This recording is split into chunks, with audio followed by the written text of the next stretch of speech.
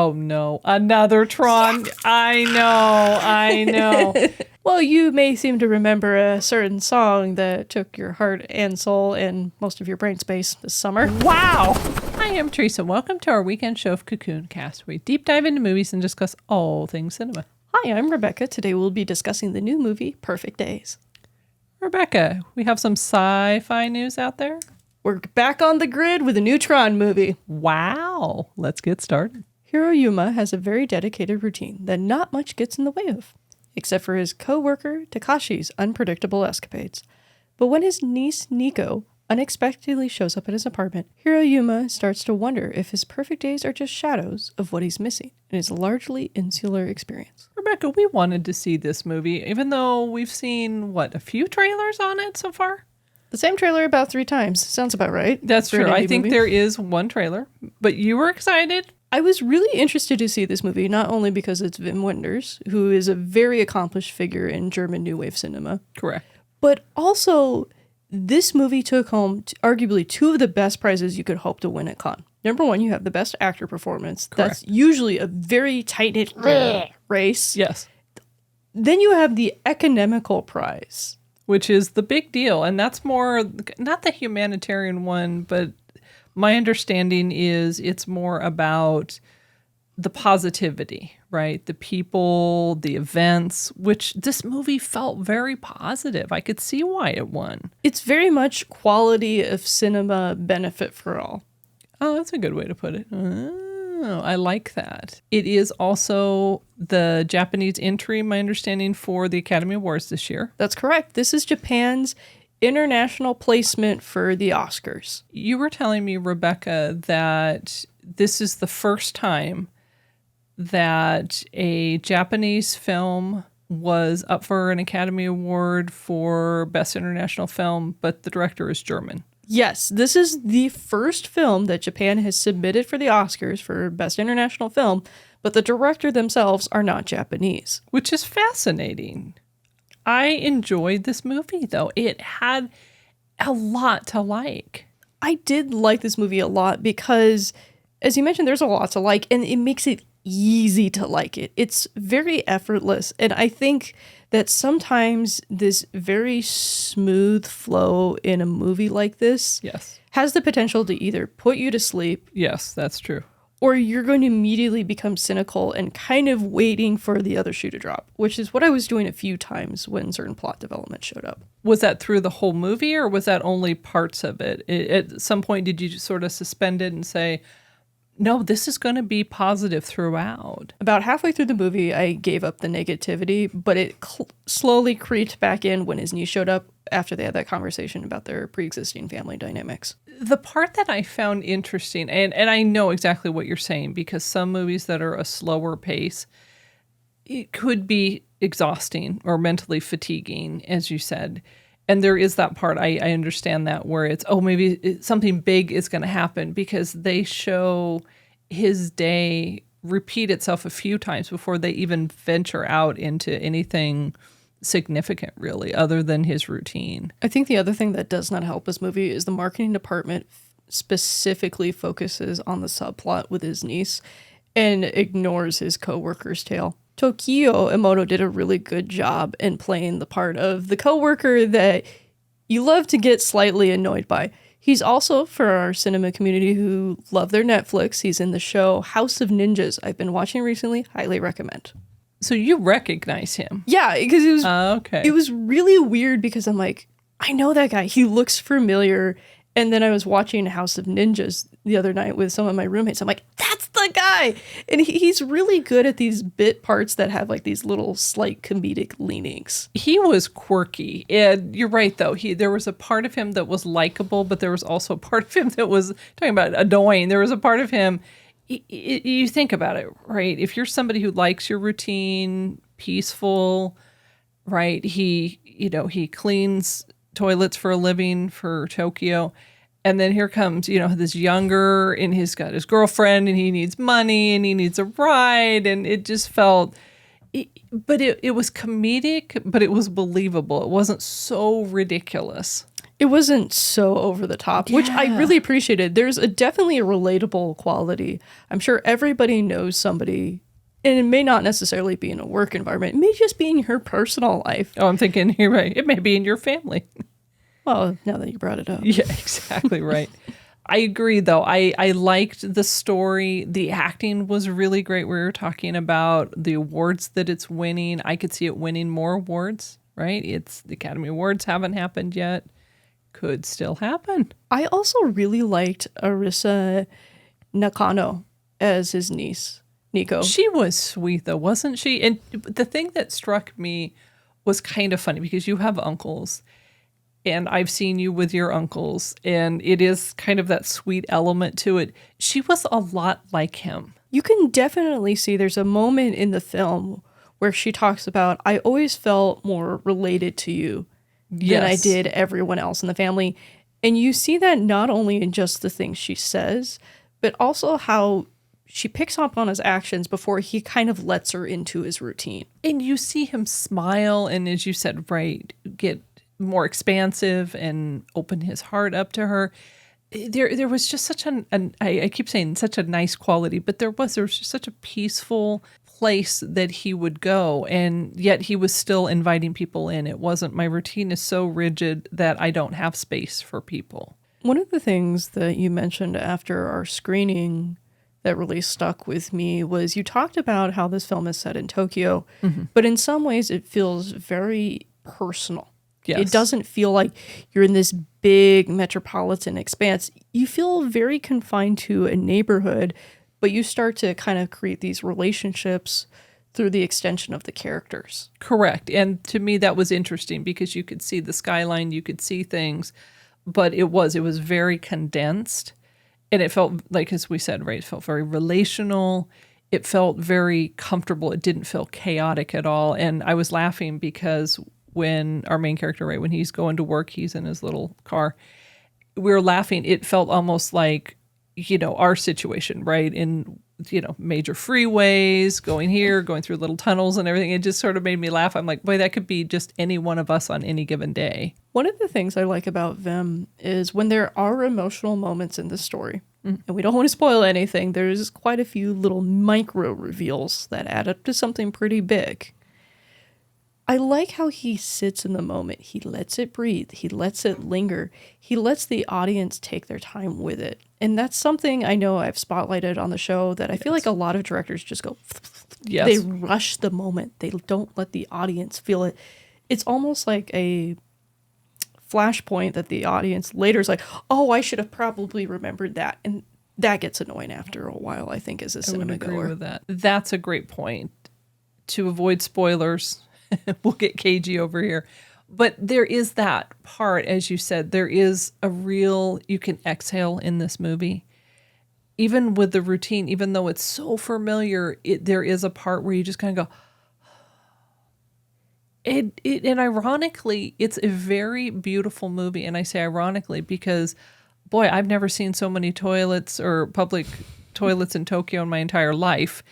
And obviously they're beautiful in themselves, but you see everything that he does and the detail and the perfection in which he addresses his work. You also very quickly see how he's able to find meaning in his work. And I think sometimes that would be tough to communicate too, because it's like he goes to work every day. What does he get out of this? He lives alone primarily. Correct. For most of the film. So what does he get out of it? And it does a really good job of putting you in the character mindset without, I guess, stamping your forehead with, the word meaning. Correct. They don't have to hit you up the side of the head with it and say, okay, pay attention, pay attention. Honestly, I was engrossed pretty quickly because you would think historically, right, maybe that's not the most glamorous of jobs or it wouldn't be enjoyable, but he smiles a lot. He has friendships, relationships. He's out in the community. So it's not, I just go to work, that's it. It's what does he do after work? What are some of his hobbies? Who is he as an individual? You really get to see a complete picture of who he is, You think that's the only picture of him, but then more gets revealed. It's kind of cool Yes, to me because that's good. it's an unpeeling of the characters. So this film becomes a character study in its own way. I agree with that. And to me, he is very likable. I really liked him as a character. I think the cast complements him as well in this regard. You're very quickly able to pick up on the nuances of each character. That's true. And I think that's tough to do in terms of a screenwriting perspective. You have this main character who's out there, and this world revolves around him, but it's not a selfish revolution. It's a natural orbit pull. Do we have any questions from the box? This movie had a lot of repetition. We had the joke that it kind of felt like a Japanese Groundhog Day. When we left the theater, there was a couple people that did not like this movie. Who do you think would probably not enjoy this movie? I think if you go into this movie, you're expecting this fast-paced character drama that just takes you under. This is not your movie. This is what we like to call a slow burn. This is a movie that rewards you for taking the time and patience to invest in its characters and its story. I agree with that. It is a slow burn. There's one trailer we talked about, not much spoilers in that trailer. I think if you're going in, as we said, fast pace, complicated, all these nuances and everything, it was a very straightforward movie. It's a very kind movie. It's very much to me a character study, and people were added to it, but it had great depth. And I do agree, if you watch it, if you stay to the end, and it's not overly excessively long or anything like that, I think if you stay, you will be rewarded. It's as if you can suspend expectations of what you think it should be or how you think his life should be. I think that's the big part, is in not putting your stuff on him, right? He's a toilet cleaner and he's happy. It's not, oh, poor him. Oh no. He's a very happy, full individual. He appreciates beauty. There's a lot of things about him that you wouldn't necessarily expect if you have expectations. Do we have any more questions from the box? This movie's kind of a day in the life of Hirayama, the main character. After watching his story and seeing the extra characters, would you want to see more of the characters and Hirayama's story? I think there's definitely room for a series of films. Richard Linklater did a series known as the Before Trilogy. This definitely feels like that kind of movie to me, considering a large part of this is action, but the dialogue tells you a lot about the characters, and you find the characters' growth through the dialogue. That's a good comparison. I would agree with that. And I would be open to seeing more about the supporting characters, even though they came on the scene, they left. It was a complete scene. There wasn't like cliffhangers, like, oh, what will happen? However, I know you had said there was one scene toward the end where you wanted more dialogue, more understanding, because not that it went overly fast, but it didn't go into the depth. Rebecca, it is that time of the show. We have 5 moths, 1 to 5 today. What do you think? This is a 4-month movie. Wow. Talk about that. Number 1 reason. I really wish there would have been more time with the characters spent. It was well executed, but I liked getting to know this world that Hirayama exists in, and I would have minded another 15 minutes or so in it. Oh, wow. All right. Good enough reason. I'll let you have that one. All right, 1 to 5. I would say, actually, I'm with you on this one. I would say it's a solid 4. It's a great movie. It's an enjoyable movie. As we said, it has a nice even pace. The characters are likable. There is intrigue. And it's not often that there are really well acted, well executed. It was very fluid, even though, all these different collaborators, different things were going on. And the one part we didn't say, it is a movie, it's a Japanese movie with English subtitles. Thank you for bringing that up. Because I do think that is important for some people in our cinema community. At a minimum, I always laugh. It's good to know to bring my glasses. And I could read all the subtitles all the way through. I know we had talked about in The Monk and the Gun, Yes. the way the cinematography was designed. Sometimes it was difficult to read the subtitles. Correct. It was very clear and very fluid, and it didn't interrupt any part of the movie. I agree with you. However, I think a little bit more of the movie, a little bit more of the character I would have enjoyed, but I have no problem recommending this movie. That's where I'm at. It's a movie that I know if somebody says, hey, do you want to go see this? I'll go, oh, yeah, sure. Correct. And I would see it again. If you enjoyed our review on Perfect Days, please like, which helps more viewers find our cinema community, and subscribe. It really helps us out, and you won't miss our upcoming reviews. And please share with your friends. Rebecca, today let's talk about who we are not sponsored by. You scare me with these. Who are we not sponsored by? We are not sponsored by Honey Bucket. Do they sell honey in buckets? What's the deal? Honey Buckets. We just saw Perfect Days. Okay. Toilet cleaning. Honey Buckets are the freestanding little outhouses. Oh, okay. I thought you were going to say like cleaning products or something. No. It smells like honey. It's made from honey. Here, I'm thinking this is perfect, right? We are talking about what they do. Honey Bucket started in 1982. Oh, that rhymes. Yeah, I thought so too. Started in the Northwest, which is, back in the day with where I used to be. They start out with 600 units, and units are the little, okay, the little toilets or the little restroom trailers. Guess how many they have now? I'm scared. How many? 30,000. Oh, geez. That's like the size of a small town or something. Well, it could provide toiletry needs for a small town. But however, they're only in Washington, Oregon, California, Utah. So if you're in that part of the country, you will see them. I'll be looking. You will be looking. They have so many products and services. We don't even have time to go into all of them. They have merch with, quippy little sayings. They even have free downloads. So if you're, kind of on the cheap and you want to kind of check them out. They even have summer jams, which are CDs. They literally tell you the name of all the songs, and I guess their employees pick them out, and then they produce them and sell them on Amazon and Apple, and yeah. Man, I thought Spencer's having their employees pick their playlist was interesting. This is interesting. I think it's fascinating. But ask me what the best thing that they do have. Come on, what is the most interesting thing you can think of that they would do? What's the most interesting thing? Truly, truly, truly. They have a selfie contest. What? So you go like with the bucket? No, literally, they do. Oh, and it's hashtag Honey Bucket selfie. Oh, boy. And they say take a video or take a picture, and they're really clear. They're like, with the honey bucket in the background, like don't be using it and taking snappies, right? Or selfies, I should say. Yes. But it's hilarious because they're like, no, it needs to be in the background. And if you go on their website, there are pictures.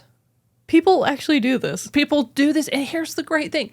They randomly draw it. They literally don't have like judges go, You literally submit. They draw names. And here's where you can win. You're going to love this. You can win $1,000 or your own honey bucket. I'll take the honey buckets. Yeah, but not a bucket. The literal, they literally like, boop, boop, back it up to your house and go, it's yours. Okay. Thanks, Honey Bucket, for not sponsoring us for $1,000 or apparently a honey bucket. Right on. It's that time in the show where we want to hear from you. We'd love to see your comments on the videos, and we'd love to see the rating of the movie and why, especially. Now let's talk about some of those cool comments we've been getting, Teresa. First up, we have Arturo Montana commented on our news article about the new Bee Gees movie. Here's what he had to say. First time I heard about this, and oh wow, all caps, I am psyched. Ooh. Is that 3 exclamation points? That is, indeed. I think a key to a successful biopics based on Bohemian and One Love is that you give the audience what they want, which is the songs. All caps on that one. Some in their almost entirety to give a sense of them going to a concert or live shows of these bands or artists. And another key is to pick acts that got a big collection of well-known hits. Oh, capital hits. I think Arturo's very excited about this. I think it's hilarious. Okay, Arturo, you're watching. As soon as this movie comes out, you need to comment. Yeah, man, we want to hear your rating too. So don't just tell us what you love about it. Tell us what you really love about it. Yeah, exactly. Well, he's waiting for the music. So if the music comes, I think he's going to be watching. Next up, we have Eric Lenner, who commented on a review of Ordinary Angels. Here's what they had to say. Hello from Canada.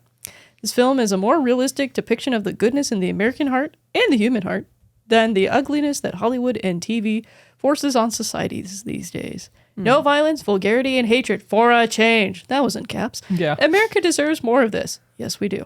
Cheers. Hey, maybe he watches Zach Milne. He's also Canadian. Oh, that's right. And he's a movie reviewer. Ooh, that's awesome. Cocoon Cast goes to Canada and we haven't even left our chairs. I'd love for us eventually to get to the point where we're able to go to these other countries and meet up with people in our cinema community and talk about their experiences on a global stage. Exactly. And I so agree with Eric. It is so wonderful to have something realistic, something that really talks about the human heart and something positive, right? Perfect Days is another positive movie, so maybe Eric will check that one out as well. Finally, we have Madame Morbid, who commented on a review of Ordinary Angels. Here's a portion of what she had to say. I didn't even notice this movie came from a faith-based movie company. I probably would have skipped it had I known, because I hate it when it feels like a movie is too preachy or trying to manipulate the audience into converting or something. This didn't do that at all. In fact, I didn't even notice the religious aspects, because it just felt like part of the story, who the character was, etc. That's exactly how it should be. She also has a comment, I think, that talks about some of the healthcare systems struggles that we have here in America. I remember reading some of that, and she talked about how in almost no other country that this should be a movie plot. I don't disagree. It's a very thoughtful comment, meaning she talked about the movie, but I appreciate it when the movie informs our life and helps us to be better people, a better country. I don't disagree with that. It also reminded me of another comment we spotlighted, I think, a few shows ago. Yes. It was about zone of interest. Yes. And the commenter specifically mentioned that how they started to see things in their own life differently, how they could change and help other people. Absolutely. And I appreciate Madame Morbid, too, because she commented around the movie Ordinary Angels that there was a spiritual aspect, but it wasn't over the top. You and I had talked about it, the producing, the writing, and even the people, and they're characters, but they're actual people. I think every movie has a message. However, I agree with her. I don't like movies where I feel like the message is just bonking me over the head, because then it feels like that's your point, not telling the story. And the story kind of releases the message to you, and you can take it away instead of just feeling like this feels like a plot device to tell me this, right? Correct. I don't like that. Rebecca, what's going on out there? The science fiction community stays winning this week. We got a really cool look at the character Ares from the new film Tron Ares. Oh no, another Tron. Yes! I know. All right, I'll take the bite.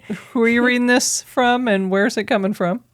This is a funny story. I actually follow Cameron Monaghan on Instagram. He got announced to be playing a character in Tron Ares a while ago, and I actually consider Cameron one of my favorite actors. I have a film of his on my shelf over there. Oh, wow. All right, so he's legit, and you're reading this where? From him? Well, yeah, he posted it to his Instagram story. Oh, wow. I clicked the link, and as I'm like, oh, I forgot he was in this. And I was so excited because... One click and the smile lights up the room. Yes, Tron movie. Oh, wow, yes. I clicked the link, and I'm like, this is legit. It's cross-posted to Disney's Instagram. Oh, nice, okay. Disney Studios. They reposted from Jared Leto, but then I went to the director's Instagram to make sure this was actually legit. And who's directing it? Is it Leto? No, it's Joaquin Ronin. He directed the second Maleficent movie, Mistress of Evil. Oh, that's interesting. Okay, so he's part of the Disney world or the Disney fam, I guess. He's a known Disney commodity. Wow. All right, when's this coming out? It is supposed to be coming out in 2025. Oh, wow, so that's soon then. I was going to say, Dune is exciting, but this sounds like this is like up there. Like, wow. I have a lot of really good memories with Tron. I think for me, Tron is one of the few live action Disney franchises that I get excited about. Plus, you have the guy who's directing the next Pirates of the Caribbean on this. So Joaquin is definitely going to be staying in Disney's wheelhouse for a while. Wow. No, He's invested. They also have a pretty healthy cast list. For 90s sci-fi fans, we have Gillian Anderson also announced. I'm laughing. I'm like, all right, I'm not anti-Tron, but I mean, clearly you're like, woo. I think the box is kind of woo on Tron as well. I'm hyped. Really, I'm shocked. I had you not told me, I would have thought, she's kind of excited. Yeah, right. You'll be smiling for days. We also have some production crew announcements that kind of got lost in the shuffle. Jeff Cronenworth, he did some cinematography for David Lyncher. Oh, wow. Some of my all-time Well, favorites. this is kind of cool, though, because they're people that you know, known commodities, like we were saying. It's not random person might be kind of maybe doing a Tron. It's like we have a date, we have director, producers, actors. Do we have a script? We have a script. Oh. Has anybody leaked that lately? And you're like, no. I am purposefully avoiding as much as I can, possibly without going nuts from the withdrawals. Wow. I'm laughing because I was waiting for you to go, no, nobody's leaked it yet. And you're like, no, it's there. And I'm like, oh, I could even read it and then, I didn't say it was there. I'm just avoiding it. Oh, you're avoiding the possibility that it's even there. Definitively. I've spent so much time in this universe. I know I'm going to see this movie. No, you're lying. I just don't want to set up these expectations that the movie might not be able to meet in some ways. Okay. Well, I think you already have based on this little woohoo. I'm like, yeah, she's already there. Do we have any questions from the box? With Tron, you've got two different fan bases, sort of. You've got the original Tron movie fan base and then the new Tron movie fan base. I'm more in the new Tron movie myself, although I did enjoy the old one. Do you think this third installment is going to lean more towards the new movie, or do you think they're going to try to harken back to the original movie and pull some of those vibes in? I think the problem you have with Tron is it becomes almost a trap. It's a trap! Because you have the hardcore, nothing but the 80-something movie will do. Then you have folks like me and the box who enjoyed Legacy because it took the best of the old, but it also gave it some new life around the franchise. I know I also watched the animated series that was focused as a prequel. I played some of the games. So I think it's going to be interesting to see how it breaks out of those two audiences, especially when you consider the fact that there's two subgroups within these audiences. You have the hardcore science fiction folks that love science fiction with a passion, but you also have the people that go see Tron just go, hey, this looks kind of neat, glowing bicycles. Grid is live. Initiate light cycle battle.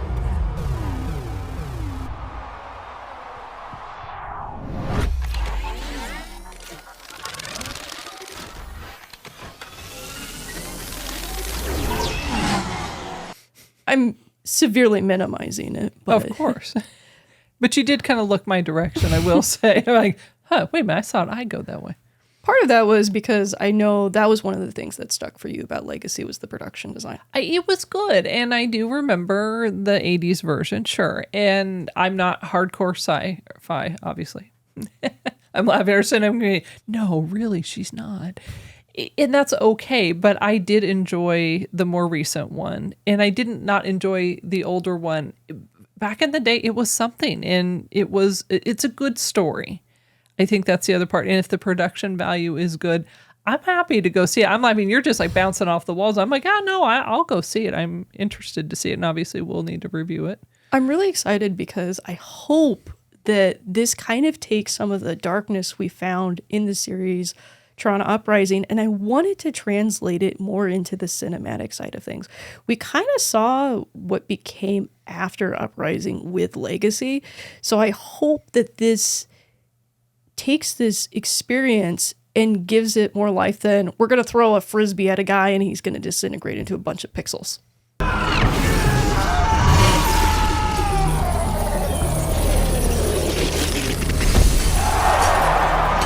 I actually recall such scenes. Well, it's kind of like one of their little trademark bits. Yeah, no, I get I that. really just think that sci-fi has more to offer than just cool moments like that. I think Tron Agreed. is a really good synthesis of what it means to interact with technology, but also how technology interacts with us. And I think that becomes especially more potent with the rise of things like OpenAI. Okay. Ooh, to be continued. ... Rebecca, what else is going on out there? Well, you may seem to remember a certain song that took your heart and soul and most of your brain space this summer. Wow. Hey, what are we talking about? I'm just Ken. Oh, it's true. I have fewer brain cells after hearing Ken. And what's my guy up to? You're going to be really excited, and I know several members in our cinema community personally are going to be excited. Ryan Gosling is performing at the Oscars. Ooh, they finally ask him. Every interview is, yeah, I don't know. They haven't touched me. No, they haven't asked me about it. The man did a cover article, and he's like, if I could do it, I'd be game. And they've asked him, is it official? Where are you reading this from? Is this just my wishful thinking? Is this just me sending you text going, they really need to ask him. They really need to ask him. No joke, I've gotten no less than 20 of these texts over the course of the summer and following months. So thank you, Mark Malkin from Variety, for putting an end to these texts. All right, fine. So I have your text number and I'm excited. This is exciting. This is super exciting. Yes, that's right. It is. I'm also excited personally because my favorite song from the Barbie movie is also going to be performed. Oh, they announced it a day later. Movie. Yes. But her and Phineas are going to be performing What Was I Made For? It's your favorite. We just have this Barbie dance off, I guess. Diamonds under my eyes. Yeah, I could dance. I'm excited. I know. I could gush, right? Mm-hmm. Maybe I am a little bit, just a tiny bit. But it's a great song. It's funny. Is it my destiny to live and die a life of blonde fragility? It's smart. I just don't know who I am without you. You're Ken. But it's Barbie and Ken. There is no just Ken. It's Ryan Gosling with a spray-on tan. I mean, how do you not love it? It is amusing and positive. I think that's the other part. We're talking about positive. There's a lot to like about this. I like it because it feels like a musicals. I know sometimes we say things like it's a comic book writer's comic book or something, or like a movie director's movie. This feels like a musical's musical number. And I think you talked about that, right? That it's all these different genres together and just. I mean, the Kenergy is palpable with this one. Very nice little weave in there. I know I'm more excited than you are. I think you are, purely because I remember the song stuck with you so much. Remember at one point we had our pre-show Go playlist, and that was prominently featured. And I do have the soundtrack, just to be clear. And I've watched the YouTube video how many times? Do you want me to count? No, I'm just laughing. I know every once in a while I'll just like send it to you. I'm like, hey, it's a positive song. You should listen to it. I was going to watch the Oscars before, admittedly, but this takes it up a notch, I got to tell you. Well, I'm curious. Our cinema community, comment below. Do you think it can go the distance? Oh, he might win something too. That'd be interesting. Wow, he does Oscars. He gets gold. Going for the gold. Do we have any questions from the box? Seems kind of overkill to have two songs from the same movie when you only got 5 songs to choose from for the Academy. Is this the first time this has happened, or has this happened in the past? This has happened before. La La Land pulled this hat trick out about 5 years ago. It was City of Angels and the Audition song, aka the Fools Who Dream song. Okay. But we're talking Barbie. We're talking Ken. The box sounds like this isn't such a good idea. I don't know. I kind of agree with the box. Pick your strongest contender. And I'm totally in the Billie Eilish camp. Oh, yeah. No, and that's a great song, clearly. Part of the reason I'm in that camp is not only do I love Billy and Phineas, Sure, I hear that. but they've put so much marketing force behind this song. They even performed it on SNL. I thought for sure because they performed it on SNL and it won the Grammy that they weren't going to try to nominate it, that they were going to put all of their energy behind the last one. However, I recall when the Grammys were coming out, you were laughing that there were all these different versions of I'm Just Ken. You were like, oh man, there's even a Christmas version. Yep. Yeah, shameless promotion and the Barbie camp, I think. However, it'll be funny if neither one of them win. We'll be like, oh man. Of course, our cinema community could tell us which song do they think should win the best song. That's true. Dua Lipa's song has been creeping up the charts as well. Yeah. Maybe she should have been nominated. That was a good song too. I like them all, but the Ken one, near and dear to the heart. And brain cells have been lost, so Ken better win. That's all I'm saying. I can't keep this up.